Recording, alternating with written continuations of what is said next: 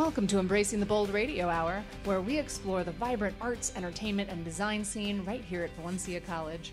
Join us as we chat with students, faculty, and artists about their journeys, inspirations, and professional experiences.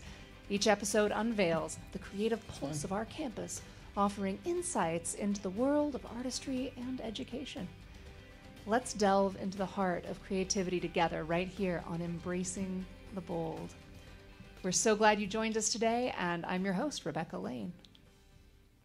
Hi, today we have a great lineup. We're talking to the club members of the LEDP Club. What are you guys called?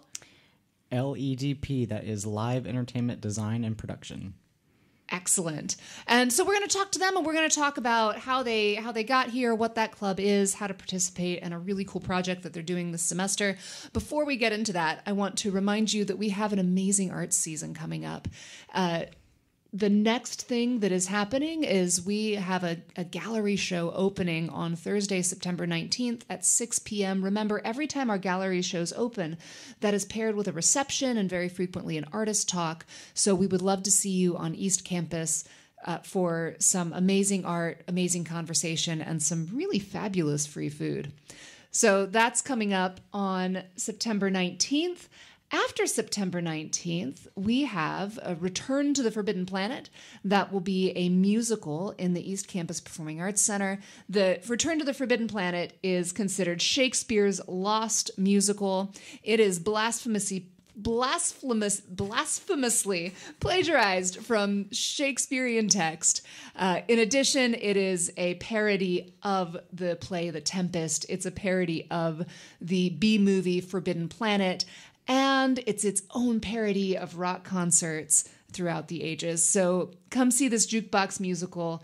It has robots and special effects and a lot of camp and a lot of glam. So it's going to be a lot of fun.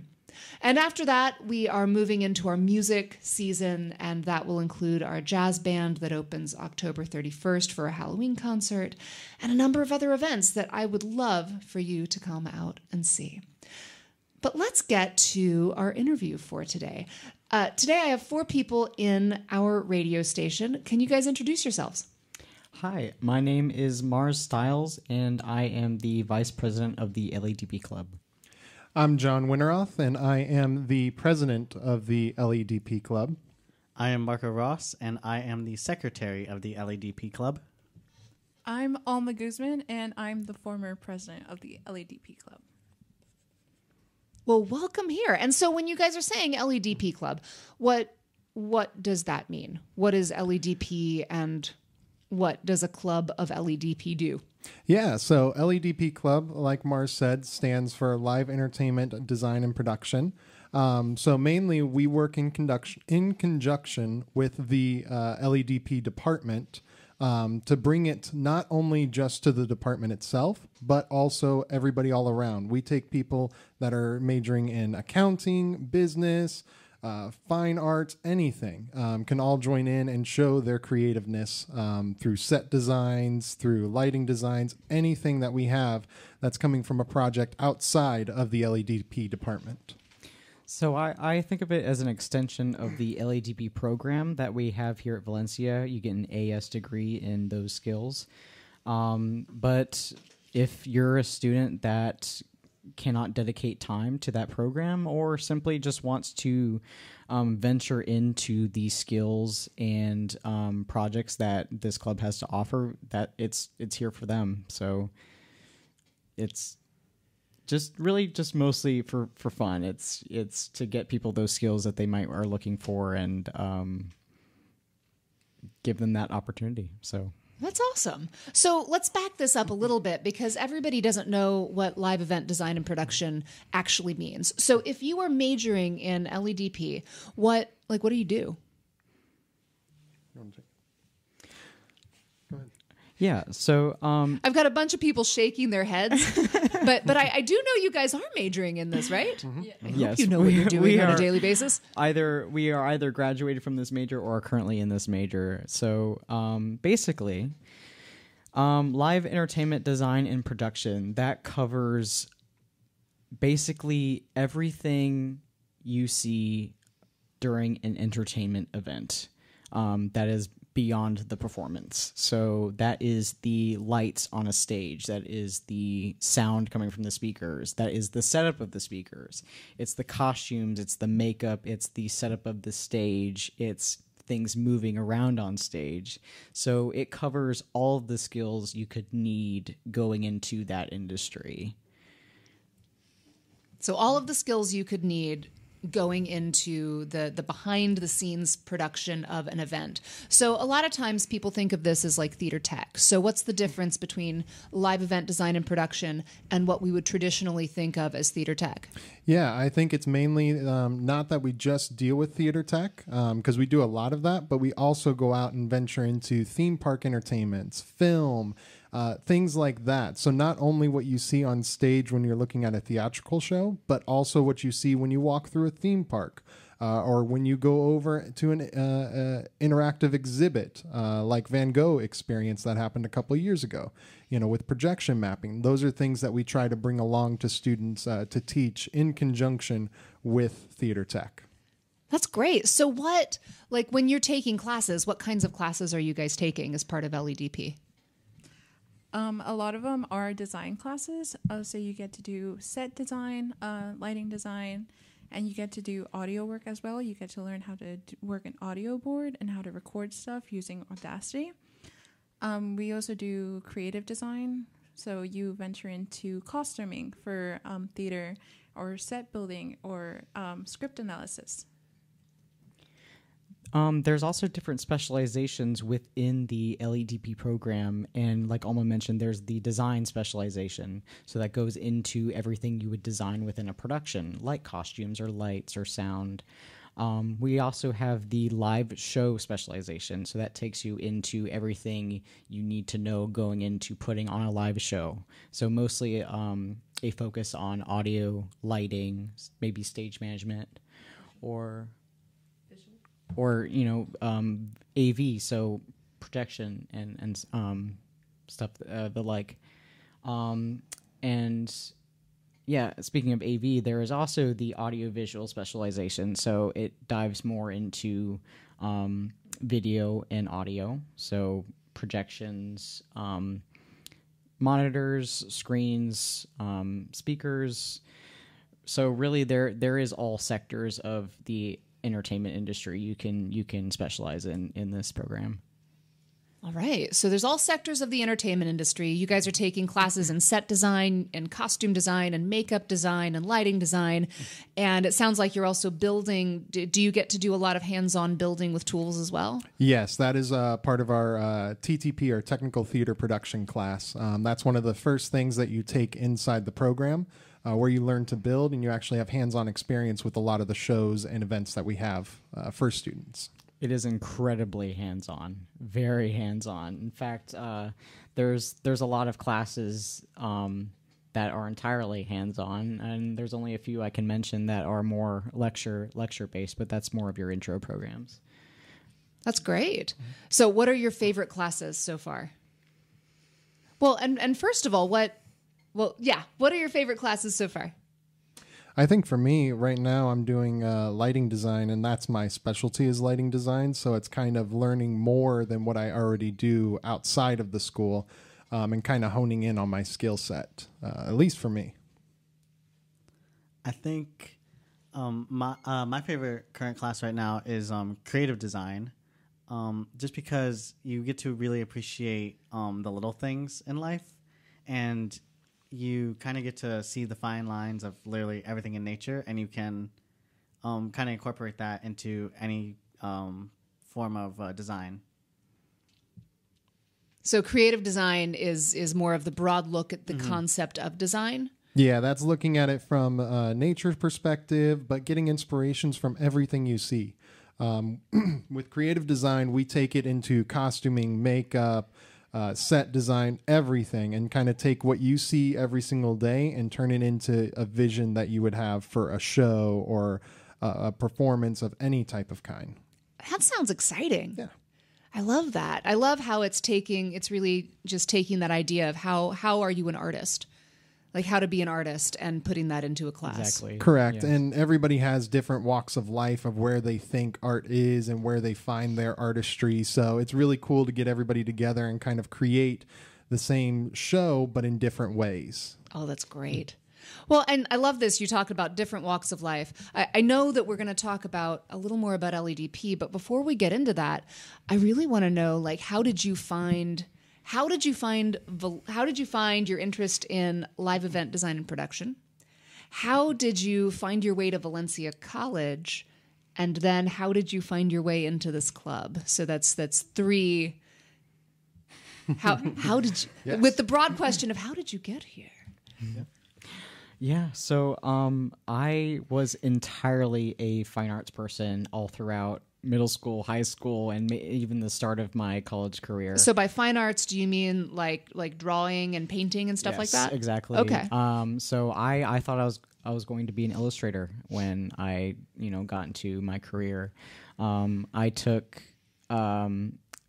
entirely all art classes in high school. Even took AP Studio Design, AP Studio Drawing, and was even looking at colleges in different states that had good illustration majors.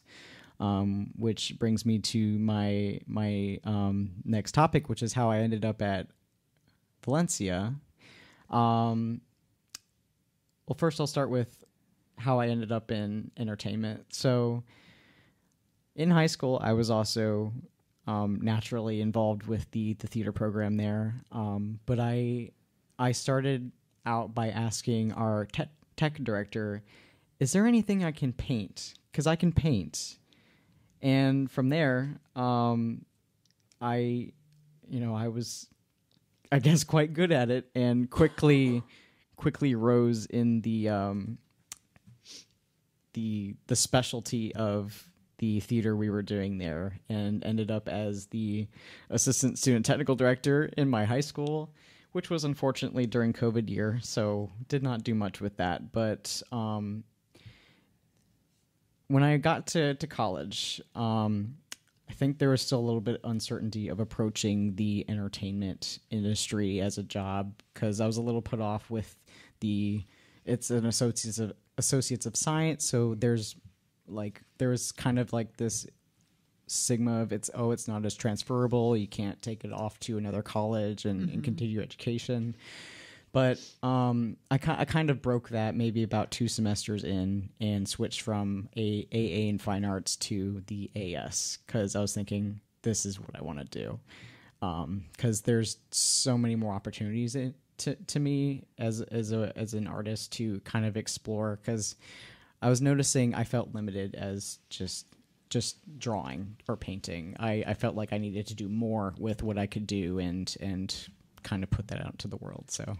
Okay, so you started at Valencia as a fine arts major? Yes. Oh, that's cool.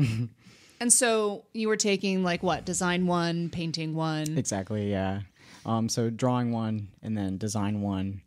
And it was still coming out of COVID, so I was taking it slow. I only got maybe through 2 fine arts classes, and then I took basic stagecraft because I was like, maybe I should try this out. And then I took basic stagecraft, and it sold me on it. So you took basic stagecraft on a whim? Yes. Okay. And then you stayed with it. And so what is exciting about going from painting to painting like a portrait or the work that you were crafting versus painting a set design? It feels both metaphorically and realistically more 3-dimensional than painting or drawing, because making a bunch of kind of 2D artworks, when they were done, all I felt like I could do was just look at them. There wasn't really kind of like the satisfaction that I think I needed out of the art I was making. So with going into the LEDP program, the art I do can apply to something so much bigger than just a piece of artwork that I made, because this is in tandem with everyone else that is also working on this same project. So there's something a lot more gratifying about applying the knowledge that I have and the skills that I have to something that's way bigger than I am. That's just way bigger than yourself. There's a lot of collaboration that happens. Oh yeah. Yeah. I think part of me needed the kind of the team effort. Like if you're, to me, I was thinking, you know, maybe being an artist is not for me because it seems very lonely in a way, at least from my approach in it. I think I needed sort of like the team environment, and that's where this comes in. So, and do you feel like you found a team environment here? I did. Absolutely. Yes. Absolutely. I'm stuck with these fools. I love them though. These fools. They're not fools. They're so not fools. That's amazing. And when do you graduate? Do you know? So I've been taking it slow. That's great. Because I have more time to dedicate to projects around the school, but hopefully, probably at least at the end of next year, so fall of 25. But with that includes doing an internship, so seeing if I can get into an internship that's a part of the degree program, and see what else I can get involved in along the way, and then we'll go from there. That's fantastic. Okay, Mars, I loved your journey. I love your journey from fine art into theater and working with these fools. You've labeled them from this point on now. Yeah. We're all fools. We're all fools We're here. all fools here. Absolutely. And so how about you, John? Yeah, no. So for me, I came into the performing arts ever since I was a little kid, performing, doing musicals. Done them most of my life, doing tours. Went to a performing arts high school. So you started out as a performer? Yes, I was a Okay. musical theater performer, actually. That's what I studied when I was in a performing arts high school back in Las Vegas. So I studied that for 4 years, had lots of fun with it. After a while, though, kind of got a little burnt out because that's the entertainment industry. Yep. After a while, you kind of get burnt out and you re-find your spark again. And my spark came in designing escape rooms. So I got to meet with a friend who had a friend who was a friend, all that type of stuff with Lionsgate Productions. Okay. Got to work on set for a little bit, doing training some of the extras that were coming in. For movie shoots and everything. They found out somebody that was working with Jason Egan Productions that's doing the Saw escape room. Found out that I was from Vegas, so they wanted me to go back and help out with the story of Saw the escape room, and deal with the acting portion. So I went out there, helped design a lot of that, the story of it, and kind of got into a little bit of set design with it and prop designs. Not a lot, though. I got into that when we designed the Blair Witch Project escape room in It Chapter 1 and 2. And they're still all up right now today. And this is all out in Las Vegas? Yes, Las Vegas, Nevada. That's where I'm from. And we Travel Channel still has it ranked as the top 5 in the country for Saw the Escape Room. So Nice. Still a great thing. I decided to come out here to Orlando, though, because I wanted to learn about theme parks. I wanted to have my work continue on even after I'm here. So to leave almost like a legacy type thing, and leave art all around. So I came out here to Orlando to study some theme parks, found Valencia College, especially the live entertainment program, because I wanted to get back to my roots and learn the basics of everything. Well, and it sounds like you've got a lot of experience. Yes. Like it sounds like you've got a lot of industry experience. Yes. And even though now was your formal training, did it involve theater tech, or was your performance training, or was your formal training primarily performance? My formal training was all in performance. I never had any formal training in tech, so that's another reason why I wanted to come get the degree as well. Okay. Yeah, because I knew the way that we used back at Saw and with Jason Egan. I knew that way of designing and how we did it every day. But I wanted to learn the basics. I knew that I can take some of those experiences and, kind of get credit for them for classes, but I really wanted to go down to the very basics of everything and learn as much as I can.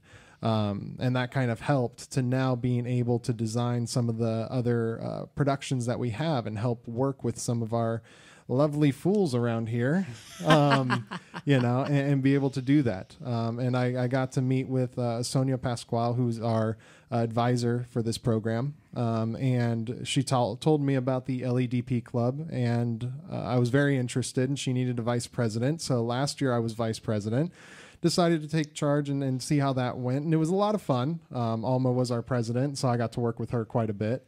And then after Alma graduated, I stepped into the presidency role to try to grow the club as much as we can and introduce some future stuff that we'll be having for it. That's great. So it sounds like your formal training is performance, and then you ended up through connections and interests learning informally a lot of the tech, and yet you still find value in coming back and going back to the basics. Correct. Yes. I think that's one thing that some people lose along the way is trying to look at those basic things and go back to them, because they get lost in everything that they've done. I could sit there and say, yeah, you know what? I've done all this. It's successful. It works. I can continue on. But I really want to try to learn the basics the correct way and go from there, just like everybody else has. I don't want to be treated any special or any different than anybody else. I want to learn the same way. Do you feel like what you've learned here has shifted the way you think about the design process? Oh, 100%. How so? Some of the stuff that we did before, we would all sit around and we would email each other, text each other, hand draw things and, write up random stories and send it and see what everybody thought. But over here, I've been taught the formal way of drawing, especially on Vectorworks. We never really used that. We used to hand it to a team, say, this is what I want, this is what I'm thinking of, and they'd do it for us and send it to our construction friends. But over here, I'm learning everything from drawings, from, the basics of designs, why we do them, how we do them, even down to the volts of the lights. I never got to learn any of that type of stuff before. And then when I came into the program, I didn't think that I was going to be really big into lighting, but that's actually been my first love, is the lighting department. And that's what I love to do nowadays. So what do you love about lighting? What about it really draws you in and piques your curiosity? I think for me, it's the mood. You really can change the whole audience's perspective and the mood of the show just by the lighting itself. The colors you choose, the intensities it is, anything like that. You can shift one person's focus, from one side of the room to the next just by changing the intensity, the power of that light, or even the color of that light. I think everything you see around deals with lighting and has been thought meticulously throughout the days. I think even when I go outside, I still look at the light and how intense it's coming from the sun and think about how I can use that maybe as a future project, later on down the road. I love that. I love how our natural world and even our constructed world, right, gets to inform the artwork that we make. All the time. Yep. All the time. All right. So who's next? Marco or Alma? Marco. What was your journey into live event design and production, and what was your journey to Valencia? I started out in theater in high school. I took and how did you catch the theater bug? Why did you? In middle school, they We put had to on a back up a show little bit. and they were like, they put on Annie and they were like, we need stagehands, and I was like, okay, I'll be a stagehand. I don't know what that means. That's how they get you. Oh yeah. And I was like, I really like this. This is fun. I like the teamwork. I love how collaborative it all is. And so I took technical theater 1, and instantly I fell in love.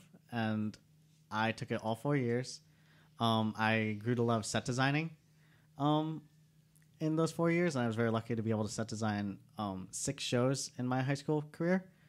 I really struggled trying to find a college to go to, but I talked to a lot of my friends. They suggested a lot of different places, but I turned to my technical director, and she said, how about Valencia?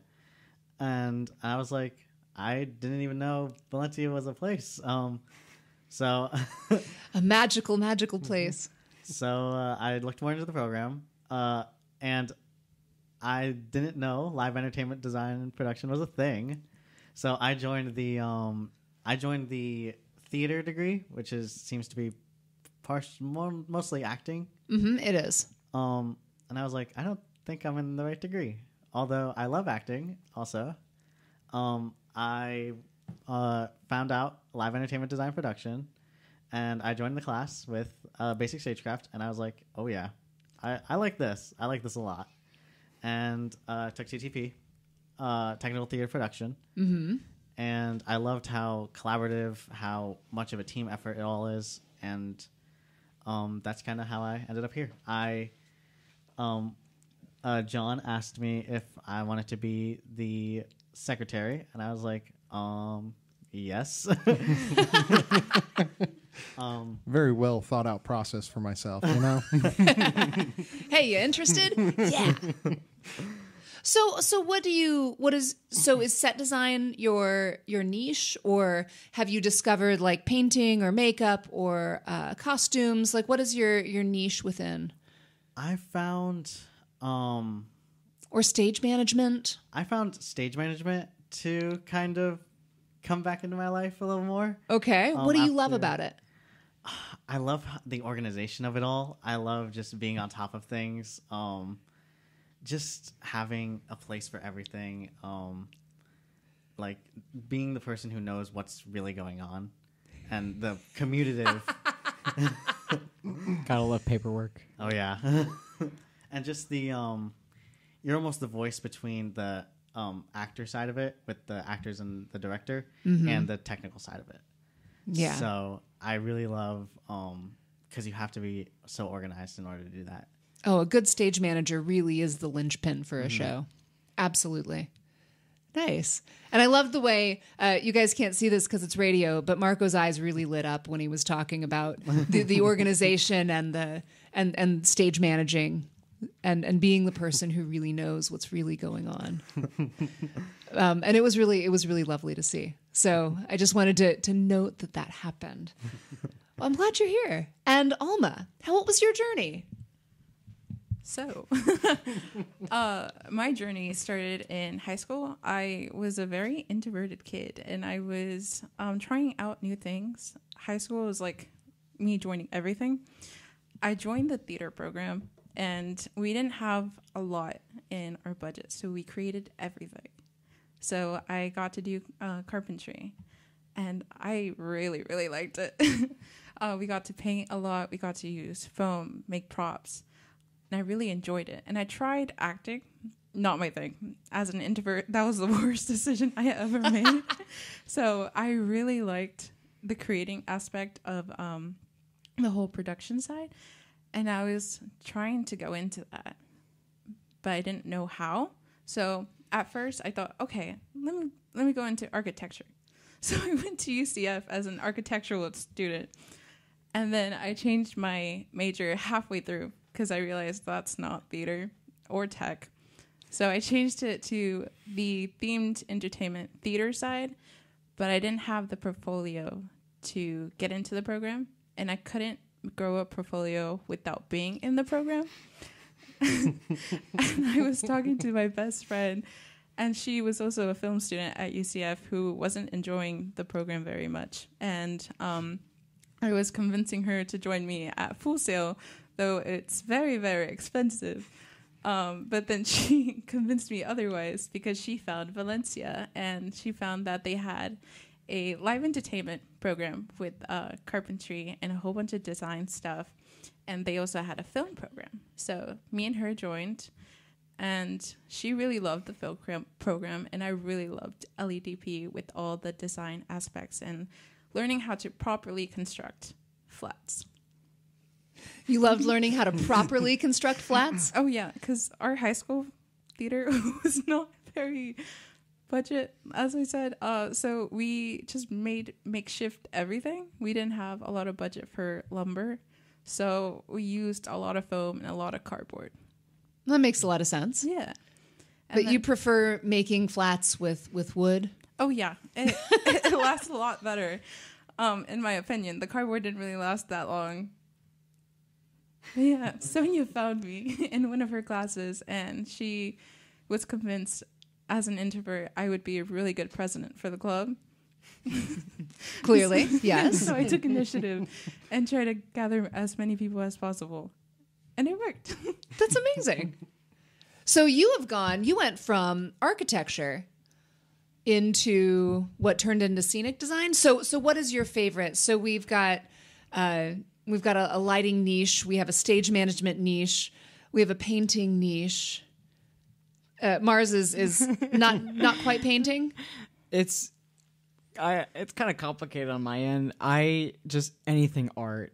If it's painting, if it's making something look good, if it's just putting something together visually. I'm just very visual, very art person. It's so scenic overall. Yeah, I'd say so. I'd say Art and scenic. Yeah. Okay, Just, so I'm all over the place. art I and love scenic. everything. So what is your Alma? What is your I'm also niche? in the same boat as Mars. I just like anything design. Lighting design, Yes. scenic design, graphic design, just anything. What do you love about it? That you get to create something that you see visually and put it out in the world. Because I know some people can't visually see things in their mind. Mm-hmm. So when you talk to them, they can't visualize it. But when you can create it and they can be immersed in the actual experience, I that's what I love about it. Ooh, so you love making this 3D experience that others can partake of. Yeah. Oh, that's cool. And if I can add to that experience, I definitely feel the same as Alma. Part of it for me that I've noticed is like I'm able to kind of, or just being able to see sort of like the patterns in things, or the way something works really well with another thing, or how these different elements coming together can form this really cohesive thing all together. That's just sort of just what design is, and understanding that you can kind of break down any form of art into just like, how are these things working together and why does it work together so well? Because ultimately everyone can kind of see when something isn't as strong of a design. It's sort of just in human nature to see that these patterns don't quite go together. You can sense it, but you don't know why. Yeah, so you can't articulate. It's a little bit of a science behind it, just understanding why certain things, when they're put together, are a lot more visually appealing versus something else. Or just it's sort of a shot in the dark with designing, because once you find something that works together, you know it works together. But until you get there, it's really just trying to break down, like, okay, where have I seen this successful before, and drawing inspiration from other things worked, and just going from there. So that's great. Where are you guys in your journey? Are you to the point where are you at a place where you're trying to finesse your skill set in doing what you see in your mind, or are you at a place where you're crafting your own aesthetic? Where are you in your journey? I think mine, speaking for myself, I think for me, it's creating my own aesthetic now. Yeah. Because I've been so much under somebody else's production company. It's trying to find my own ways of doing things and my own design process and my own style of what I want everything to be. I'm very big into horror, so it's going to be a lot of scary type stuff, but it's starting to find how I want to do it and what I want to do with it. I love that. For me, I guess I'd say I'm still kind of just figuring out who am I as an artist, because one thing I've got solid is I'm an artist. Both in a good way, and a bad way. And I just made a face at Rebecca that she probably laughed at. So, and it's sort of just the way my brain is wired. I can't.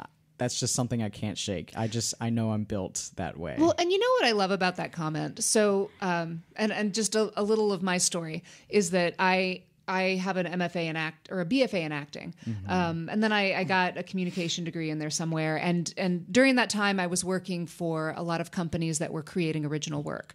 But I was working as like an actor, and then I was a puppeteer, and then I was building some of the puppets, and I was writing some scripts and writing some songs and doing some workshops. And I was making all of this, but I still didn't consider myself an artist. Like, saying an artist felt like it was a bad word.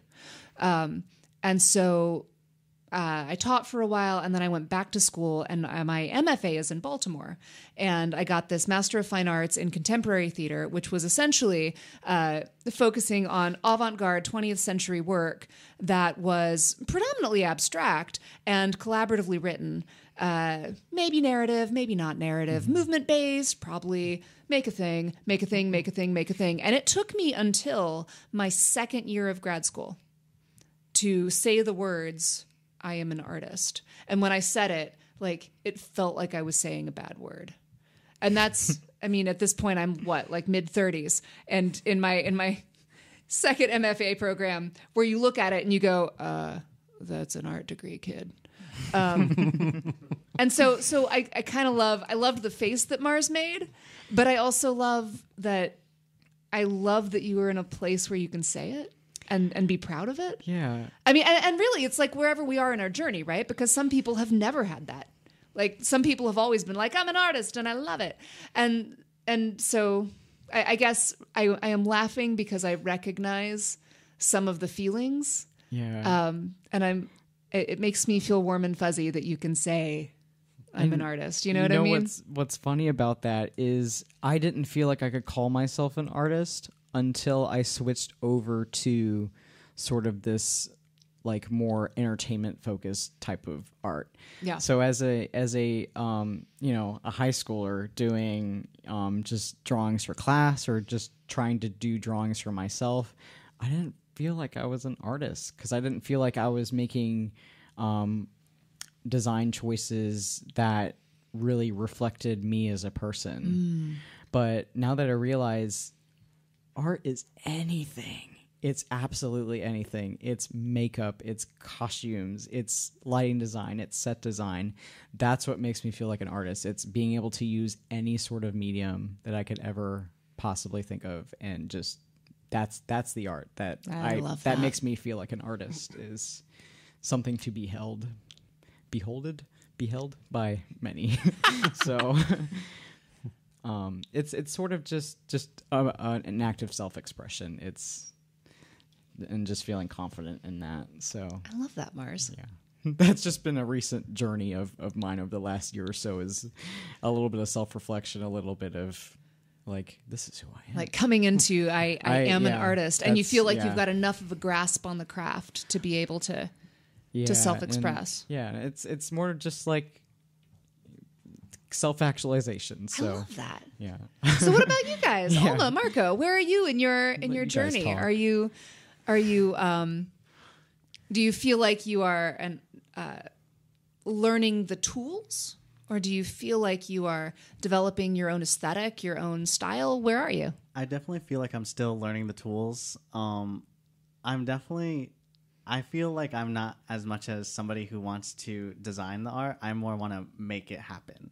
Mm-hmm. Like, I like building. I like keeping things organized. I like hanging lights. I don't so much like programming them. Well, and even with stage management, there are different stage managers have their own styles. Mm-hmm.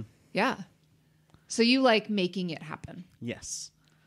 I like taking somebody's work and being able to make it for them and say, hey, I really hope you like what I did. It's just nice to see them see their creation come to life.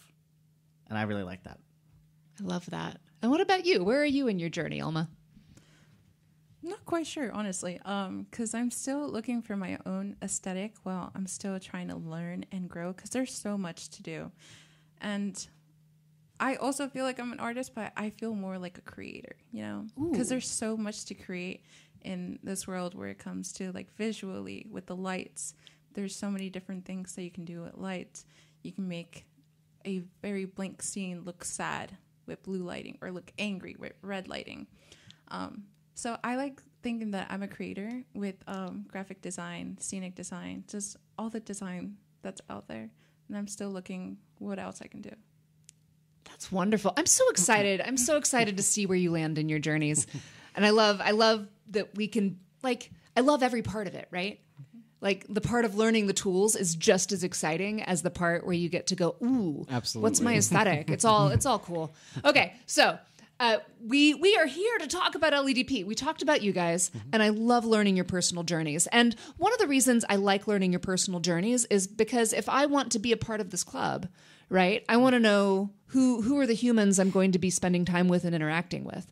And so what I love about what we talked about here is we've got backgrounds in architecture and theater and performance and fine art, and everybody is coming together for this common goal of creating environments and sets and scenes and experiences that audiences can either immerse themselves in or watch from afar. Like you guys are collaboratively creating things using the paintbrushes of hammers and lights and That's a brilliant way of putting it. yes. So thank you for that. I'm here all day, guys. So you guys are the humans who make up this class, and like only a couple of the humans, right? Like how many people are part of LEDP? So right now, I mean, the LEDP club. yeah, not the LEDP program. club, Yeah. not the department. Yeah. So right now, after Club Rush that just happened this morning, we have about 115 people that are following us now. So we just grew quite a bit just off of today alone and putting our names out there and showing our projects that we have coming to the future. So you have 115 people following you on, what do you mean? We use Instagram right now for our main form of communication. Okay. Just because a lot of people, when they're on their phones and everything, they're on social media. So we want to make our biggest presence a part of that social media. So anytime we have any events, any meetings, anything that we need at all is all posted through there so that everybody automatically has it while they're scrolling through at the end of the night when they're in bed. You know, they can see it, put it in their calendars, and they're going to be a part of it the next day. Oh, that's great. So what are you guys doing? So you just said there's a whole bunch of events. So what kind of events does the LEDP Club produce? So right now we are actually going to be creating a haunted house. It's going to be called the Reign of Terror, more on the Victorian style, Marie Antoinette theme. It's going to be a backyard style haunt for this one. Just because we had the last Voyage of Phantasia that was going to be coming out this year. We postponed it to next year because... Okay, so wait, slow down. So first of all, you said a whole bunch of things. Yeah. So a backyard haunt. Yes. What is a backyard haunt? So a backyard haunt is taking it back to a haunted house's roots. A lot of designers come from here. It's one that you see in your neighborhood, in the backyard of your neighbor's house, you know, where you have tarps, you have cheap props, cheap scares, all that type of stuff. It's taking something with a low budget where you have to use your creativeness to find those little ways to bring to life that scare. It's going to teach you how to the art of a haunt and the art of scaring in of itself, so that you can achieve later on in life those basic needs, all the way to, you know, the Halloween Horror Night stuff you see out now. Okay, so this backyard haunt, when you say the art of the scare, like what is the art of the scare? What's that made up of? A lot of people don't know this, but scaring isn't just popping out at somebody and, you know, making sure your timing's right. Ooh. It's it's the way that you present it. It's the way that you have that certain guest. You know, some people can pick out a guest. Some people have their intricate talents, you know, twisting their head, you know, moving their hands a certain way. All those little tiny niches, you know, finding what you have that some people may think are weird or something that glow inside of a scare, you know, and kind of creating your own persona. I have some friends back in Las Vegas when we used to do haunted houses that have a certain character because they have created it to what their skills and their talents that they have, and made it their niche and bring it all over to different haunted houses all around the world. So are there like when you're thinking about the art of the scare, are there like references that you are consulting, or like where do you learn this? Oh, this is all done from seeing those backyard haunts, but also studying. There are some great people out there that teach scaring, and that's some people that I would like to bring in as well, a part of the LEDP club, that can teach the proper way of a scare actor. You know, you learn some of that when you go join Halloween Horror Nights or Hollow Scream. But these are people that have done it for most of their lives and kind of show you their way. It's almost like when you're an actor, You have your ways and your methods of getting into a character and learning what's on that piece of paper and bringing it to life. Same way as a scare actor. Learning that environment, learning that character that you're about to portray and bringing it out into life. So you're talking a lot about scare acting. So is this haunt mostly about acting, or is it the scenic design? What is the focus of this backyard haunt you guys are creating? So we would like to get people the experience of being a scare actor, but we also want students to get the experience of building this environment in which the scare acting can occur. So that's thinking about gore, special effects, what kind of makeup and props can we have in this event that would aid the setting and the actors in doing those scares. So yeah, it's pretty much just taking everybody's talents and everybody's design process, like what we were talking about earlier, and showcasing that and bringing it to life. This is going to have the creative freedom for everybody to showcase what they're good at. Instead of putting limitations or saying we're going to be doing this and this and this, it's letting everybody flourish all together, whether you want to be a scare actor, scenic designer, lighting designer, anything like that. Awesome. So how would I get involved if I wanted to? Well, first of all, who's allowed to be involved? Everyone. Any students. And any students can be involved in the build. They can be involved as a scare actor. Yes. They can paint things. They can use saws. Yep. Anything that you want to do, that you want to learn, we are always down to teach you. In addition to us being a part of the LEDP club and being officers of it, we're also lab aides for the LEDP department itself. So we are able to teach you how to properly use those tools that you'll be using during the construction of this build. So it's getting, like I said before, people that are in mathematics, in English or whatever. If you have that little niche that you want to try to bring to the table that you may not know would work, we'll definitely find it and we'll definitely showcase it. And to add on that, we of course, not to say that we know all of the things and we can teach you them. It's we have the tools to get you the experiences you're looking for. So part of the club is to set up various workshops for people to attend. We had a few over the summer that was done by our own technical director, Fred Lynn, who taught students some automation. So that is taking motors, running them through a structure and getting things to move on their own, and that can be applied to like a lot of theme park things like animatronics and special effects, and of course going forward we'd love to have maybe professionals come in, and I'll let John take it from here. Because it looks like he needs to say something. No, I was going to say we definitely will be having some more professional people come as well. I do know that we are in talks with some people that deal with prosthetics and molding and casting, as well as we have some people that work on scenic artistry for things like Halloween Horror Nights and Galaxy's Edge over in Disney World. Doing all that stuff are going to be coming in to help do workshops and classes to get the experience for those students. I know that we, in addition, are trying to learn some crafts and skills as well to teach people. We've learned the way two-way mirrors are working, so kind of teaching students how you can use scares or different things with the two-way mirror, as well as Pepper's ghost effect, something very simple, used 200 years ago, still used to this day in Disney theme parks. So things like that you can showcase for jobs if you ever wanted to get into that field. And say, hey, I've already had some experience with it. I can learn more. I know the basics that we have right now.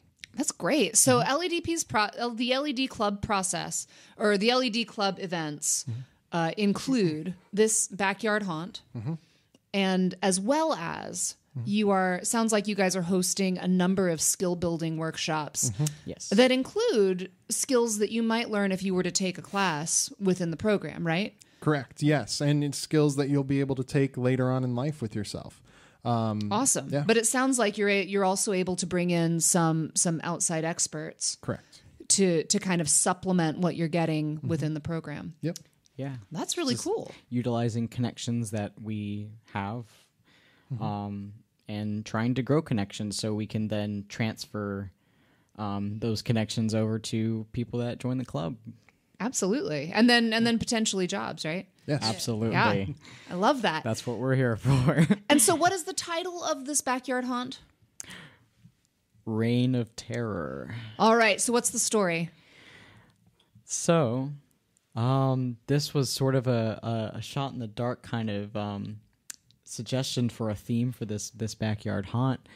But I was thinking back to the opening for the Olympics, where Gojira, a French metal band, performed, and at the start of the song had a zoomed in shot of a beheaded Marie Antoinette singing the opening lyrics of the song. Oh. And I went absolutely crazy for it.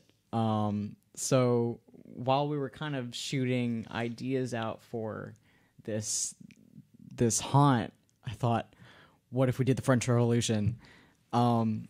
We could have, a beheaded Lady Antoinette, an angry French mob, heads on pikes, blood, gore, screaming, yelling, all of that great stuff.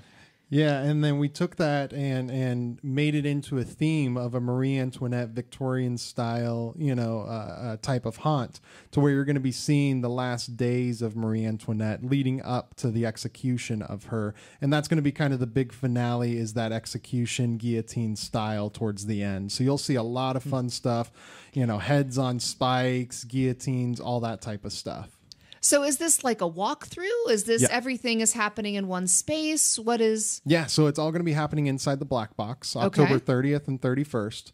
It'll be free to the public to come in, enjoy. Of course, we'll have donations, but we want everybody to be showcased. That's our main priority on this, is for the students to be showcased with their abilities. So you'll have a walkthrough attraction. Like I said, regular backyard style haunt, so we're not looking for anything fancy, but it's going to be very campy, very cheesy, that type of stuff. Great. So very campy, very cheesy, but it's going to be a lot of fun. Yes. It sounds like there's going to be performers and plenty of special effects. Yes. And it sounds like there's a story. There's a bit of a narrative happening. A Correct. theme, yes. Yep. Okay. That's great. And so you were starting to talk about the last voyage of the Phantasia. So how did this Reign of Terror backyard haunt come about? Yeah, so sadly, we did have to push back the last voyage of the Phantasia. And what was the last voyage of the Phantasia? That was the haunted house that we were originally going to be doing in the Black Box in that space. Okay. We sat down and collectively realized that we want to bring a lot more technology than what we were doing already. Okay. And the only way to do that is to postpone it to next year. We had some great artistry work, both by Alma and Mars, that were amazing, but we needed to find ways to actually get that implemented the proper way. We didn't want to do it, not to the fullest extent. We wanted to showcase what we can actually do. So we did have to wait until next year to do it, which is perfectly fine. It gives us an opportunity to, like I said, go back to the basics, learn the art of scaring, the art of a haunted house, that type of stuff, so that we can also bring the experience we have with this to the last voyage of the Phantasia for next year. Yeah, so it sounds like you're using this year as a learning opportunity to give you some building blocks to make the last voyage of the Phantasia even better. Correct. Yep. And Mars, you had your hand up. I just wanted to jump off what was part of what John was saying. We'll also add that this last voyage of the Phantasia, just to kind of sum it up, you're on a exploratory drilling, oil drilling spaceship. And something goes wrong. Oh no. There's something aboard the ship. So I'll just say movie Alien. That and just sounds awesome. Go from there. But yeah, we had big plans, and just we wanted to give we at that point we had 2 shows scheduled kind of at the same time, and we were thinking let's let's wait till next year and we can really make it something great. And then at the same time, we can also give Return to Forbidden Planet the time and love it deserves going forward. So it's giving space for both shows to be their best. I loved the haunt that LEDP produced last year, and I'm excited to see how this grows because I think you guys can do such cool stuff. I'm really excited to see this. And so while I am disappointed it's postponed, I love this idea of learning the art of the haunt. Yeah, let's just take it and from then square using one. that as a building block and really taking the time to invest in crafting a whole experience. That just sounds wise. Well, because you're also taking the last Voyage of the Phantasia was more of a immersive experience that was going to go on not just a haunted house, but make you feel like you're a part of the actual environment, make you feel like you're actually on that spaceship. Yeah. So we're taking that to the next level. And that's why we need to go back to the basics to make sure that we have a solid foundation with that. Now, maybe next year when we bring it out, you're going to see a lot more cool things and maybe ideas that we didn't have before that we learned along the way. So I think it's a great thing that we can take this, learn from it, and move forward to something even bigger. I love this idea of building from one project to the next. Correct. You never want to start from the top and try to work your way down. You want to go the opposite way, work your way down, go all the way to the top, Well, you're just continuing to improve. Yeah. Yeah. Absolutely. Well, I know that I've seen a lot of the designs from Voyage of the Phantasia, and I know that it's going to be an incredible experience when we see it. Yes. And I've heard a lot of the conversations around it. It's going to be pretty rad. Mm-hmm. Yeah. That's the hope. Oh, I know it. I know it. A review from Rebecca Lane. It was pretty rad. Man, these fools are making some pretty rad stuff. Yes. We are radical fools. Woohoo! Well, actually, maybe we shouldn't say that. But we are pretty rad fools. So we've got just like 3 more minutes. I have some rapid fire questions that I like to ask everybody on the show. But is there anything else you guys want to make sure you say before we move on to that? Like what haven't we talked about that you need to say? I just want to make sure that if anybody wants to join the club, the Instagram page is ledp.collective. That's where we're going to be posting all of our different events, any workshops, or any type of meeting times, especially with this new haunt coming about. We're going to need a lot of people, no matter what skill set you have, or even if you don't know much and you just want to try to learn, we'll definitely take anybody. We're going to make sure that your talents are showcased on any level that we can. That is fantastic. And if they want to participate, who do they reach out to? Do they just like message you on Instagram, or is there like a certain person or email they should? Yeah. So if you go to that ledp.collective on Instagram, we all have access to it. So if you ever have any questions or concerns or anything like that, you can always message us. See us in the hallways. I know you can't see us right now on the radio, but if you ever meet us and see us around in the hallways, you can always stop by, talk with us. And we're never mostly mean and don't want to talk to people. I think we're very, very talkative. Speak for yourself, John. John's pretty tall. I don't think anybody will miss him. Not that tall. He's pretty tall. He is the lighthouse on a stormy night. His microphone's all the way up, if anyone's wondering. So in order to get involved, reach out on Instagram. Yes. And everybody is welcome. Do they need to have any experience? No, absolutely not. Yeah, you can come in with no experience and still, and we'll teach you. We'll teach you everything you need to know. That is amazing. Art is accessible. Make art accessible and keep it accessible. Yeah. I think that's that's awesome. kind of a core belief of the art department of Valencia is just keep art accessible. So that's why Valencia College is good, and that's why this program is good, because anyone can do it. I love hearing that. I know that belief is close to my heart, but it's nice to hear it coming out of you guys. Yeah. For sure. Okay. 1 minute, and I have rapid fire questions. All right. Here we go. Fill in the blank. Creativity is Subjective. Everything. subjective. Everything. Very rapid. Incredible.